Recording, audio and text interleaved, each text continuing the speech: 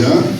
Eh bien, je peux commencer. D'abord, je vais commencer par excuser le président Larcher, Madame la députée Aurore Berger et Marc Robert qui m'ont demandé de les excuser parce que, évidemment, ils ont tous beaucoup de vœux. Monsieur Larcher m'a dit avoir 1250 invitations à des vœux. Donc, je pense que Michel Logier, sénateur, est là. Et merci à toi, Michel, d'être avec nous. Mesdames et messieurs les maires, mesdames et messieurs les élus, j'ai vu les représentants de la gendarmerie et les représentants des sapeurs-pompiers, merci à eux d'être présents. Et puis, madame l'enseignante, j'en ai vu une au moins, peut-être qu'il y en a plusieurs. Et puis, mesdames et messieurs les présidents d'associations et les bénévoles qui les accompagnent, mesdames et messieurs le personnel municipal, mesdames, messieurs, j'espère n'avoir oublié personne. Voilà, nous sommes dans une situation un peu particulière parce que nous sommes à l'approche des élections municipales de mars prochain, pour lesquelles je serai candidat. Le code électoral encadre la communication institutionnelle des collectivités locales. Il ne m'est donc pas autorisé de vous parler des futurs projets de la commune, comme je le fais chaque année. Toutefois, il ne m'est pas interdit de vous faire part des réalisations et des engagements tenus. Mais je ne voudrais pas commencer mes propos sans rendre hommage à mes collègues, et particulièrement à ceux qui font le choix de ne pas se représenter aux prochaines élections. Je les remercie très sincèrement du travail accompli. Nous pouvons être fiers, ils peuvent être fiers. Nos promesses ont été tenues, et même au-delà. Je remercie aussi tous ceux qui restent, ceux qui arrêtent. J'en profite aussi pour remercier leurs conjoints. Je remercie l'ensemble du personnel, des services techniques, sous la houlette de Jean-Luc, toujours disponible, et cet après-midi, on a eu bien besoin de lui à cause de ces incidents. Maëva, la gardienne, toujours fidèle au poste. Mathieu et son équipe du service de la petite enfance.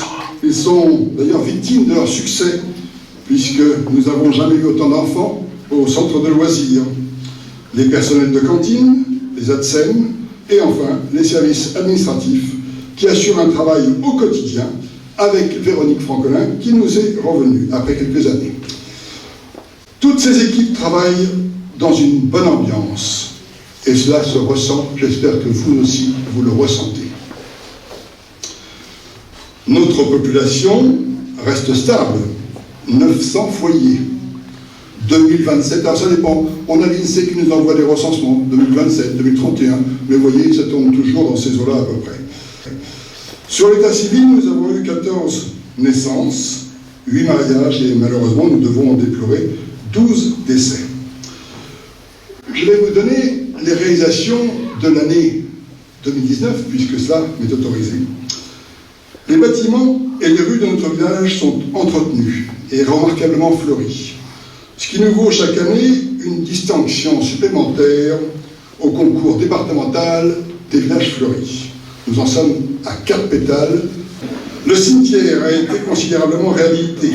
Relevage de 61 tons, remise en état des murs et de la chapelle, végétalisation des allées, et puis renforcement de toutes les allées. C'est quelque chose qui me tenait à cœur, particulièrement depuis quelques années, parce que ce cimetière n'était pas en bel état, et maintenant nous avons un cimetière qui est digne de ce nom. Il reste un aménagement dans celui-ci, d'ailleurs, on voulait faire un espace couvert qui sera fait prochainement. Nous avons réalisé l'effacement des réseaux aériens à Saint-Benoît, aux Carrières. Nous avons refait les trottoirs rue des Vaux-de-Cernay, et puis modifié quelques éclairages publics, puisque vous savez qu'on met des LED maintenant pour faire des économies d'énergie. En assainissement, nous avons chemisé une grande partie des canalisations afin de réduire les eaux parasites à la station d'épuration. Et nous avons réalisé aussi une extension du réseau aux Carrières. Nous prenons en charge, tout le monde ne le fait pas, la destruction des nids de frelons asiatiques. Nous avons fait ça cette année, puisque vous savez que les frelons asiatiques sont nuisibles aussi bien pour les abeilles que pour nous, et donc nous avons décidé de prendre en charge la destruction de ces nids de frelons. Nous avons aussi changé les chaudières des écoles. Toutes les écoles ont des chaudières à gaz maintenant, basse consommation. Concernant les transports scolaires, la participation communale a été augmenté. Nous participons au transport scolaire des enfants. Et donc, il y avait déjà une participation, nous l'avons un peu augmenté encore cette année. Nous avons créé un BMX pour les jeunes. Et, comme nous y étions engagés, la vidéoprotection sera opérationnelle d'ici 15 jours, 3 semaines. Elle est déjà sur les bâtiments communaux. Enfin, nous sommes en train de refaire la rue de la Chicane. Voilà. Donc vous voyez qu'on n'a pas chômé, on a fait un gros travail toute l'année, et donc on peut être fier en effet de ce travail. Alors j'en arrive, élément essentiel, aux finances, car tout ça a été réalisé sans emprunt, bien sûr. Et puis, les taux de nos taxes n'ont pas bougé depuis 18 ans, ils sont toujours les mêmes. Et alors, je pense qu'il faut souligner aussi notre endettement. Nous avons un endettement qui est 62% inférieur à la moyenne nationale. Je pense que de ce côté-là, on est quand même paré. On a un bilan financier qui est tout à fait honorable. Je vais vous parler des affaires scolaires, puisque ça intéresse les enfants. Il y en a qui sont à tout près. Nous avons dans l'école maternelle 75 enfants et dans l'école élémentaire 106 enfants. Eh bien, on s'aperçoit d'un phénomène plutôt nouveau, ou plutôt accentué, c'est qu'en fait on a beaucoup d'enfants à la cantine. Sur 75 élèves à l'école maternelle, nous en avons 64 en moyenne à la cantine, et sur les 106 de l'école élémentaire, nous en avons tous les jours à peu près 95 en moyenne. Ce qui est quand même très important. Vous voyez, pratiquement tous les enfants vont à la cantine, il faut croire qu'elle est bonne. L'atelier ludique de langue anglaise a beaucoup de succès, l'expérience est à renouveler. Et puis nous avons ce fameux centre de loisirs qui a été ouvert aussi l'an dernier ou il y a 2 ans, je ne me souviens plus, sur lequel le matin nous avons une trentaine d'enfants, 15 en maternelle, une quinzaine aussi à l'école élémentaire. Le soir, c'est 65 à 80 enfants qui sont accueillis tous les soirs. Et puis le mercredi, une cinquantaine d'enfants. C'est un service important que nous rendons aux parents, mais je pense qu'ils doivent l'apprécier, ça leur facilite bien la vie. En urbanisme, nous avons reçu 9 permis de construire, 6 ont été acceptés et 17 déclarations préalables. Je dois vous parler des logements sociaux qui sont prévus, vous savez, rue des Vaux-de-Cernay. Alors, ce programme de logements sociaux, le permis est accepté, il est prêt. Le problème de l'aménageur, c'est que, plutôt du promoteur, de l'opérateur, c'est qu'il a des difficultés à boucler son budget. C'est la raison pour laquelle la construction n'est pas encore commencée. Vous savez, c'est dans le logement qui est rue des Vaux-de-Cernay. On a prévu là 13 logements sociaux, mais c'est une grosse maison en fait. On a voulu que ce soit haut, que ce soit intégré au village, ce qui fait que les contraintes font qu'il a un peu de mal à boucler son budget. Ils ont un peu de mal à boucler leur budget, mais c'est le prix à payer à Auffargis pour conserver de belles bâtisses. Sur la rue Creuse, vous vous souvenez qu'on avait un projet de lotissement rue Creuse, quand on descend en bas sur la droite, qui avait été stoppé. Eh bien, il reprend vie puisqu'il y a un permis de lotir qui est déposé et donc qui est à l'étude. Voilà pour l'urbanisme. En communication, nous avons un site, j'espère que vous y allez tous, qui est remarquablement animé, avec des reportages permanents sur la vie du village. Je vous invite à le parcourir, vous y trouverez une tonne d'informations. Nous avons aussi, nous assurons 4 tambours par an, on ne peut pas dire qu'on ne fasse pas d'informations. Je dois vous parler de la fibre, vaste sujet. La fibre, alors, à ce jour, j'ai des chiffres très récents, il y a une centaine de foyers qui sont raccordés. Donc ceux-là, ils ont la fibre. Bonne nouvelle pour eux. Depuis lundi dernier, c'est pas vieux, il y a 700 foyers qui sont éligibles. Donc, ça veut dire que la fibre passe devant les 700 foyers. Quand on pense qu'on a 900 foyers, vous voyez qu'on est bien avancé. Malheureusement, pour ceux qui attendent, c'est pas si simple que ça, parce que non seulement il faut que la fibre arrive, c'est déjà difficile parce que les fourreaux sont bouchés, parce que enfin, ça fait des mois que ça dure, on galère, et je vous assure qu'on ne les lâche pas. On a affaire à des sous-traitants, de sous-traitants, de sous-traitants, ce qui complique évidemment les choses. Mais on va y arriver, je vous le disais.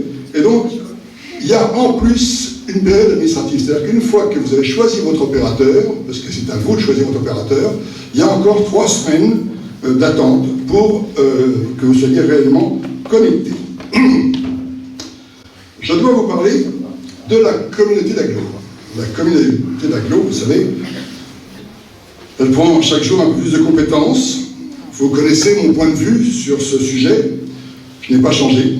Je pense que les regroupements de certaines communes étaient nécessaires, mais pas à marche forcée, et pas dans toutes les régions. Je pense qu'il y a des régions comme la région de France où il n'y avait pas besoin de faire des regroupements. Voilà. C'est mon point de vue, mais en tout cas, ce qu'on constate tous, c'est que nous perdons des compétences les unes après les autres. Les maires n'auront bientôt plus qu'à gérer les conflits de voisinage. Ils deviendront les gardes champêtres des petites communes. La loi NOTRe, NOTRe veut dire Nouvelle Organisation des Territoires de la République. Eh bien, cette loi NOTRe n'est pas la nôtre, je peux vous assurer. Elle a rendu obligatoire le transfert des compétences eau et assainissement des communes aux communautés d'agglo au 1er janvier 2020. Vous vous souvenez, dans le dernier édito du Tambour, j'avais évoqué le mécontentement de l'ensemble des maires sur ce projet. C'est une folie furieuse. On s'y est tous opposés. On n'a rien demandé. On nous a imposé ça. Voilà. Alors, dans cette histoire-là, la carte n'y est pour rien. Elle est bien gérée, elle fait ce qu'elle peut avec ce qu'elle a. Les contraintes sont importantes. Les élus qui y sont engagés travaillent énormément. Ça donne beaucoup de travail, je peux vous assurer. La SAC de Bel-Air se développe bien. Les services du droit des sols ainsi que le CIAS ont un impact direct sur notre commune, il faut le dire. Alors, la compétence mobilité sur laquelle je suis personnellement engagé progresse. La ligne 12, c'est celle qui passe, vous savez, sur notre commune. Beaucoup de succès, ça marche bien, tant mieux. Et j'espère qu'on va pouvoir mettre en place une ligne qui irait entre Rambouillet, Saint-Rémy-Chevreuse et Orsay, qui pourrait, je pense, rendre de grands services à tout le monde. À ce propos, je rappelle que nous avons la chance d'avoir une ligne de rabattement sur la gare des Essarts. Attention, les bus que vous voyez passer tous les matins ne sont pas très pleins, il faut le dire. Et comme ce n'est pas nous qui payons, c'est Île-de-France Mobilité qui paye, c'est la région qui paye. Eh bien, si ces bus ne sont pas utilisés un jour ou l'autre, ils nous diront « Top, on arrête le service ». Et là, tout le monde râlera parce qu'on n'aura plus le bus pour tourner, pour nous emmener à la gare. Donc pensez-y, si vous pouvez l'utiliser, c'est quand même une bonne chose. Je voudrais que dans un souci d'équité, rappeler que nous plaidons pour l'école de musique intercommunale. Il faut qu'elle soit subventionnée au même titre que les conservatoires. C'est un souci d'équité, nos enfants sont obligés d'aller. Alors, ils se servent évidemment de l'AIDEMA, mais qui est beaucoup plus cher. Et donc l'idéal serait tout de même que les prix se ressemblent à ceux du conservatoire, mais que ces cours puissent se faire dans nos trois communes, Le Perret, les Essarts et Auffargis, qui forment l'AIDEMA. Autre chose que nous demandons aussi, mais ça fait un moment qu'on le demande, mais là encore, n'ayant pas la compétence, nous ne pouvons rien faire pour l'instant, mais j'espère qu'on trouvera une autre solution. Nous souhaiterions depuis longtemps avoir une micro-crèche. Mais la compétence est de la communauté d'agglo. Donc, nous ne pouvons pas décider comme ça. On va peut-être essayer de trouver d'autres solutions, mais pour l'instant, nous ne pouvons pas avancer sur ce sujet et j'aimerais bien qu'on y arrive. Alors, avant de conclure, je remercie les commerçants et artisans qui forment tout de même la vie du village. On en a bien besoin. Et dans cette période de vive tension nationale et internationale, il ne me reste qu'à vous souhaiter une très bonne année, et je l'espère, à l'année prochaine.